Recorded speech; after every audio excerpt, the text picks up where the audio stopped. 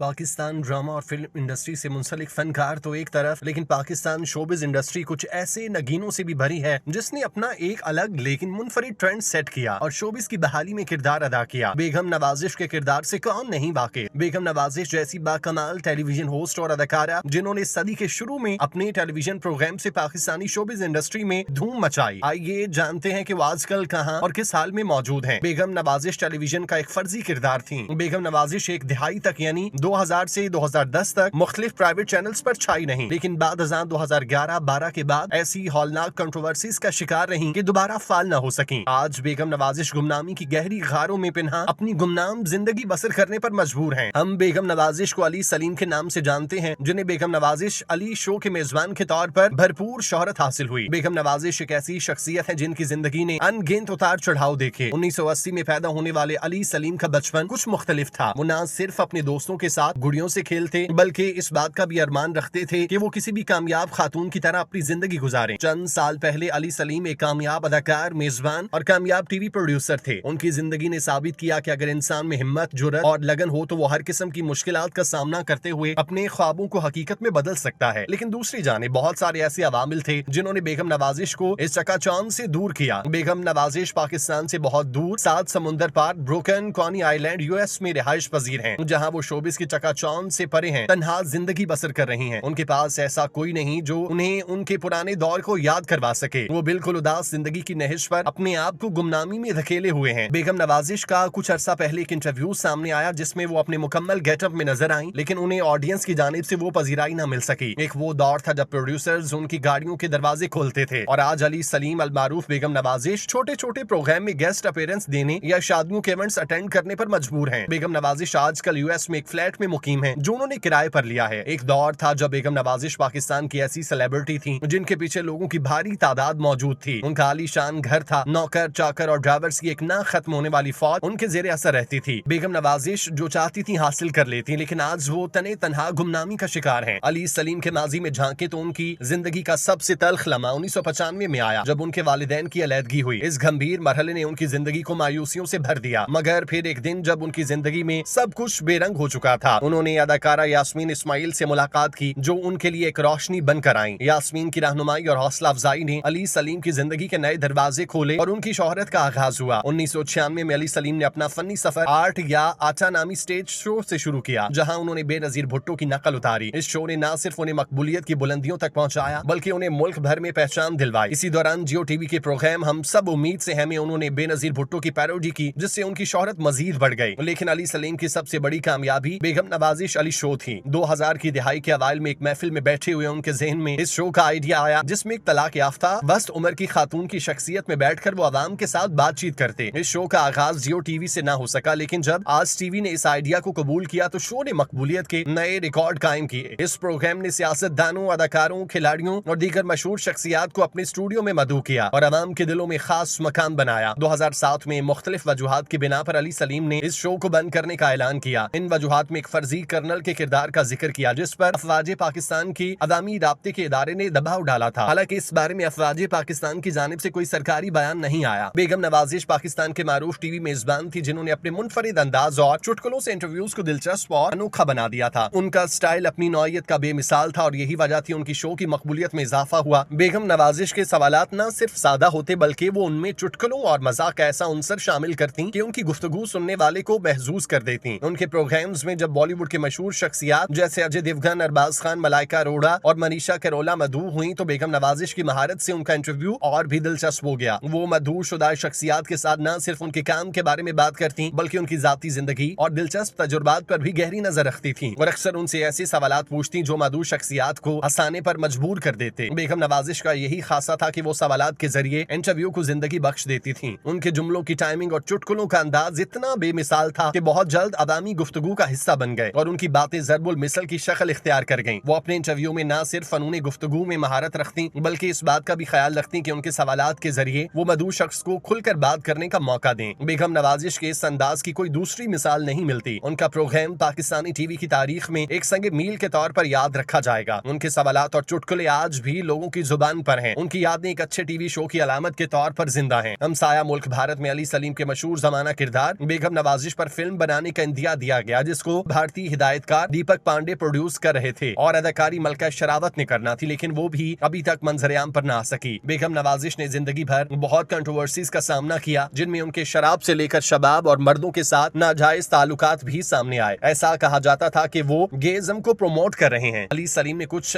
इदारों के बारे में नामुनासिब गुफ्तगू की और ये गुफ्तगू उनके यूएस शिफ्ट होने से चंद दिन पहले की गई, जिसमें उन्होंने अपनी जान को होने वाले खतरात के हवाले से बताया और सिक्योरिटी मांगी, लेकिन इसके बावजूद वो यूएस शिफ्ट हुई कि आज तक पाकिस्तान की जानिब मुंह मोड़कर नहीं देखा। माजी की बेगम नवाजिश का चेहरा और अली सलीम दोनों मुख्तलिफ किरदार थे और यही उनकी फनकारी थी, जिन्हें उन्होंने बहुत उम्दा अंदाज में निभाया और पाकिस्तानी शोबे इंडस्ट्री को एक नई जहद से रोशनास कराया। देखा जाए तो अली सलीम जैसे फनकार दिहाइयों बाद पैदा होते हैं और पाकिस्तान का ये हीरा आजकल बहुत बुरे हालात में है और वतन से दूर अकेला ही किसी जजीरे को तस्खीर करने की ख्वाहिश में गुमनाम है। हमारी दुआ है कि लाजवाल फनकार अली सलीम अलमारूफ बेगम नवाजिश खुदा की पनाह में रहें। उनका काम पाकिस्तान में तारीखी हैसियत का हामिल रहा। हम उन्हें खिराजे तहसीन पेश करते हैं।